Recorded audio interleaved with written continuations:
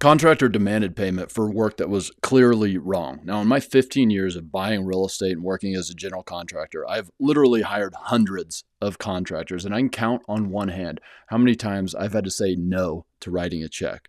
Now, this is obviously one of those times. Now, I gave this contractor a chance to fix things. He chose a different route. And in this video, I'm going to show you what happened, why I didn't pay this guy, and then I'm going to show you how you can take the steps to prevent this from ever happening to you, how to manage contractors better. Here we go. So this guy, big guy from like the Northeast, so he was pretty aggressive sounding, and he calls up to my office and gets a hold of like one of the front desk people. This is like a 20-year-old kid, and he's yelling at him. He's like, I need to get my effing payment, or I'm going to come up there and get it myself. And this is like the first time this dude's ever been yelled at by anybody other than his dad, probably. And he was freaked out, rightfully so. I mean, he didn't sign up to be dealing with aggressive contractors. And so after I heard this, I realized that this is an actual threat that I'm dealing with. Like, this dude's coming up to my office to get payment one way or the other. So I actually sent everybody in my office home.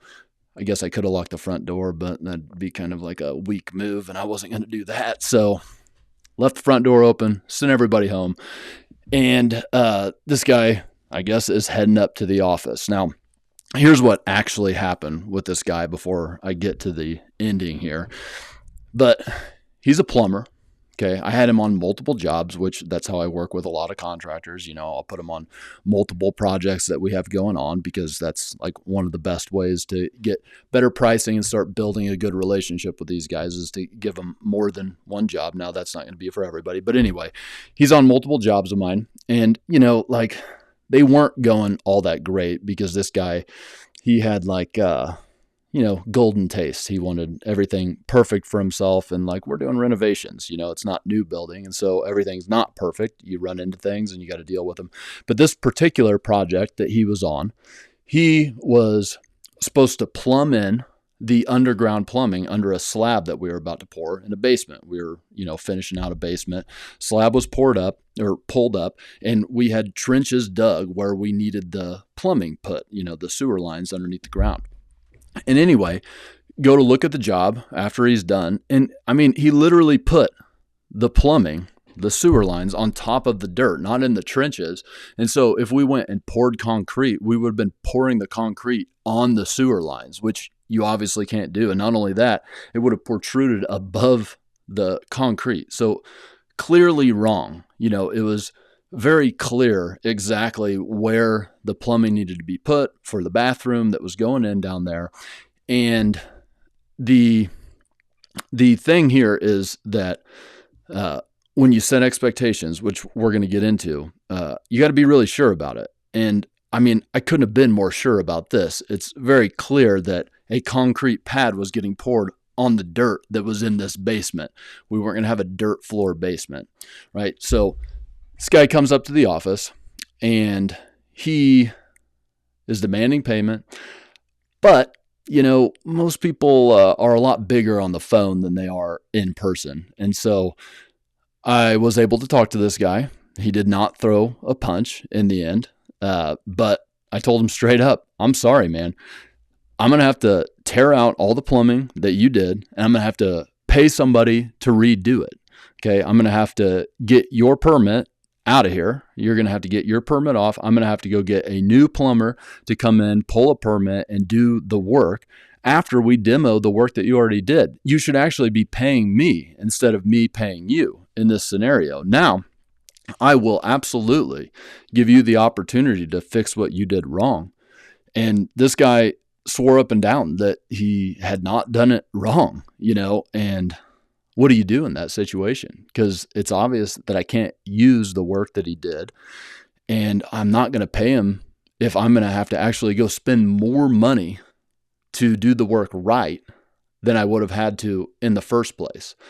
Okay, now this is where we get into holding accountability. All right. The thing is, when I was earlier in my career, I thought that what leadership meant was that you hold ruthless accountability. This is what I want. And if I don't get what I want, sorry, I'm not paying you. Now, this is an important concept that you guys need to know, is that contracting, dealing with contractors in the blue collar world is not like the white collar world. Okay. I came from a corporate background, hated it. But anyway, that was my, first job in my early 20s or whatever, managed like corporate gyms or whatever. But they teach you a lot about leadership in that environment. And that does apply. It really, those things that you read in the book, Simon Sinek, leaders eat last and all that stuff, it really does apply in big organizations like that. Okay, but when you're dealing with contractors, you are the only thing between their food on their plate and the job. There is no corporation. You're not playing the person in between. You are the person. And that is a whole different world. And it is like everybody's backs against the wall all the time. And as sad as it is to say, the power is in the money. It's in the paycheck. So you cannot pay up front because you lose all the power. And this is not in a nefarious way. I talk about this all the time. It is not in a nefarious way. I just know from personal experience that in the contracting game, the margins are so slim all the time. And you are almost always robbing Peter to pay Paul. You're always like getting the next job to help you finish the job before it. Okay. It's just a really tight money game. And I'm not going to get into that right now. But the point is, you got to know that their margins are always tight. They're always working with their back against the wall.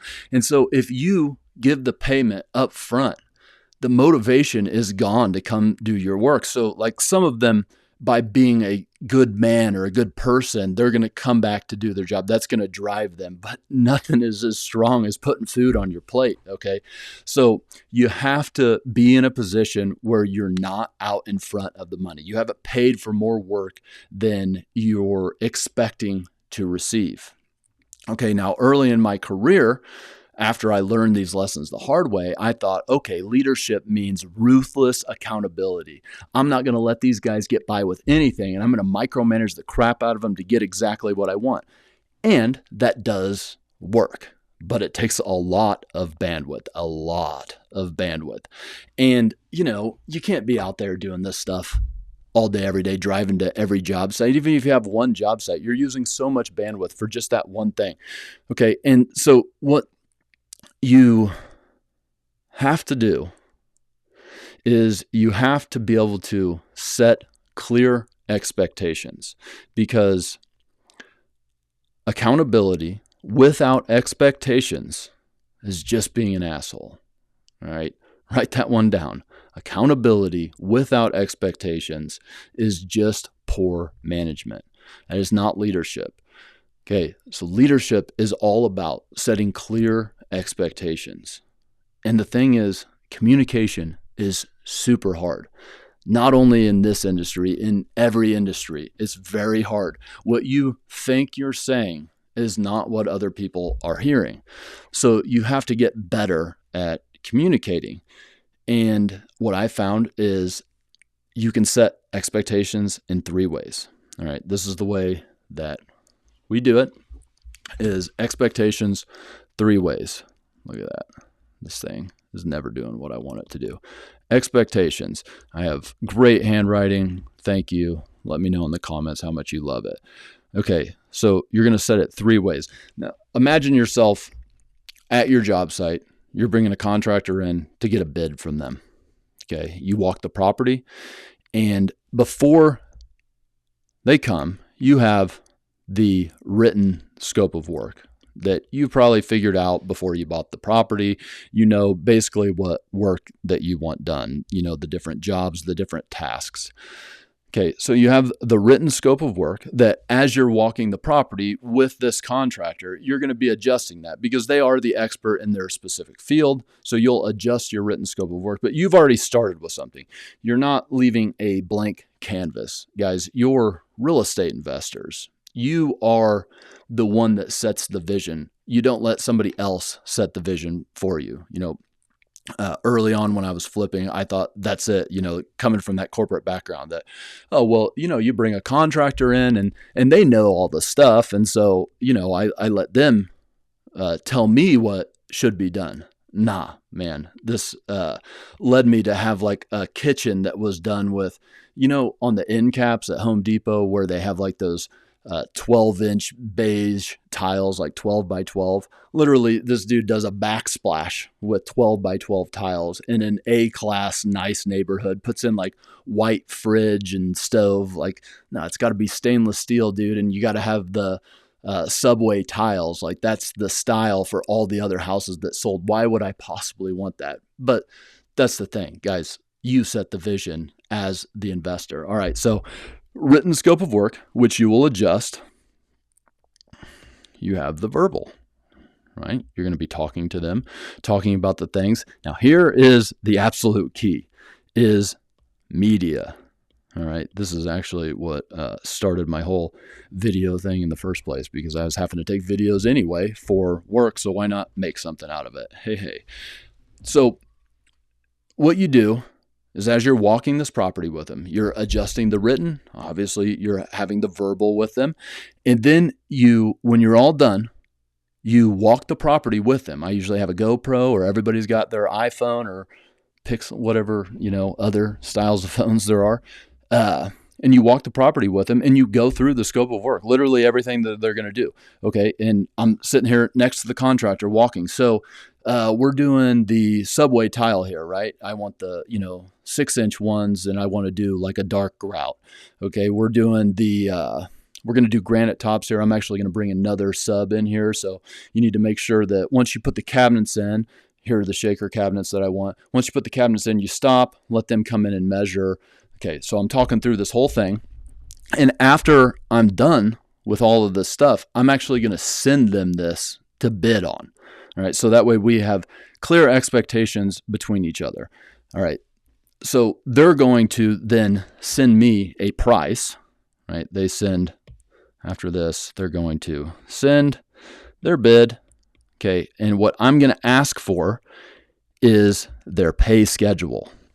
Pay schedule.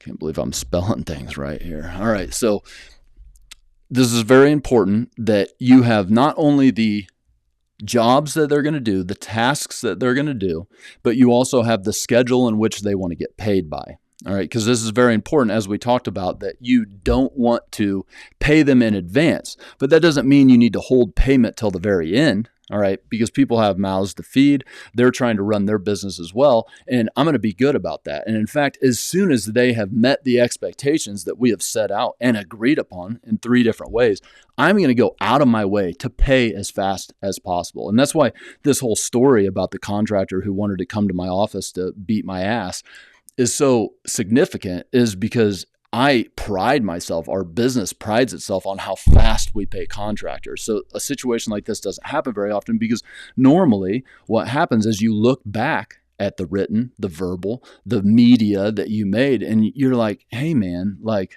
we talked about this. How could you think that you should like put the plumbing in the concrete? That doesn't make sense, right? Okay, so we have the bid and we have the pay schedule, and based on that, I can approve the full bid package. Approve the package. All right. It's got to be 3 ways, and we're approving the whole package with money and a pay schedule. Okay, so these are the expectations. And now, by the way, when I send them this approval package afterwards, and it's like with some words, you don't want to make these guys feel like you're some corporate dude. This is for both of us. Okay. This is for you to look back on if I like change my mind or something during the project and I forgot about it, because I'm kind of an idiot and sometimes I do things that I shouldn't do. And so you can now look back at this video and say, hey dude, this is what you said and this is what I'm going to do. This is what I'm getting paid for. So if you want something different, you're going to have to pay me differently for it.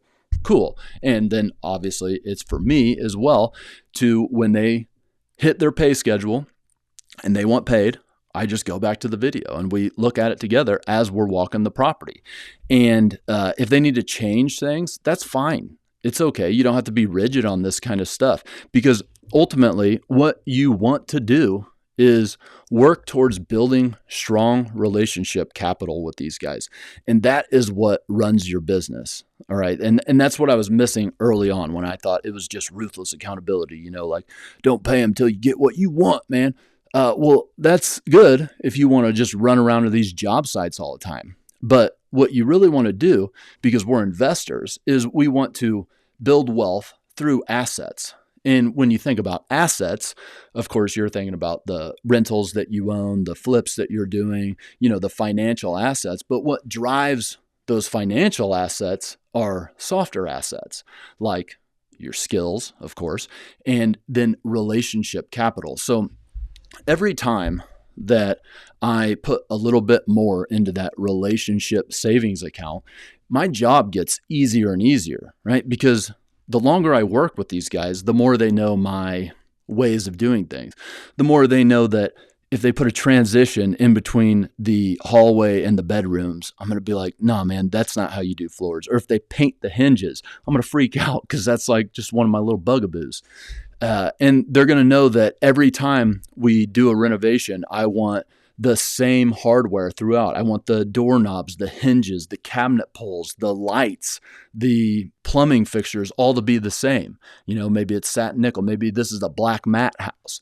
But they know that that's a thing. So as you build a relationship capital, you build in expectations that you don't have to repeat every time. Now, of course, you want to repeat it every time. But the truth is, even though these are my frameworks and these are the systems that I use to manage effectively, I'm not perfect every time. And you're certainly not going to be perfect every time either. You can try, but what I'm always trying to do is make things easier on myself, and relationship capital is the number one way to make things easier on yourself. And not only that, there's a lot of intrinsic value in working with these guys who are busting their butts to put food on their table. And you get to work alongside guys that are truly hardworking guys, like the, the world that I want to be part of are people who aren't complaining about things. They're busting their butt to do something. And that's the kind of thing that I want to support. And you get to do that in this business. And that's a really great intrinsic asset that you get out of this. All right. And now I mentioned that the other asset, soft asset that drives everything else is your skills. And the way that I look at skills is it's knowledge that you work towards building, like by watching videos like this, maybe reading books, and knowledge times experience. Okay, so you have to actually apply that knowledge, gain experience. That is what equals skills. And once you have skills, you really have the tickets to the ball game. You can go out at any time and make money at will in any market, and you don't have anything to worry about. They can take everything away from you. They can take away all 150 houses that I own, but I still have the skills. I can go out and make the money again. And so that's really what we're doing. That's really what we're trying to build here. And we talk a lot about how to manage contractors, how to get great deals on houses, how to manage your real estate empire. And I do it all as a one-man operation. And that's what I teach people to do. And by one man, I don't mean that I'm doing everything, like I'm out there with a hammer. I've lost a lot of the calluses on my hands because I haven't been out there, because we outsource as much as we possibly can through vendors, mostly like contractors. So you got to really know how to manage those guys. And I have a school community that is free for now. It's linked in the description. I answer every question every day, except for on Sundays. That's family day, like Chick-fil-A. So check it out, guys. Hit that link. And you need to watch this video right here about how to start your one-man real estate empire. Thanks for hanging out. Talk to you soon.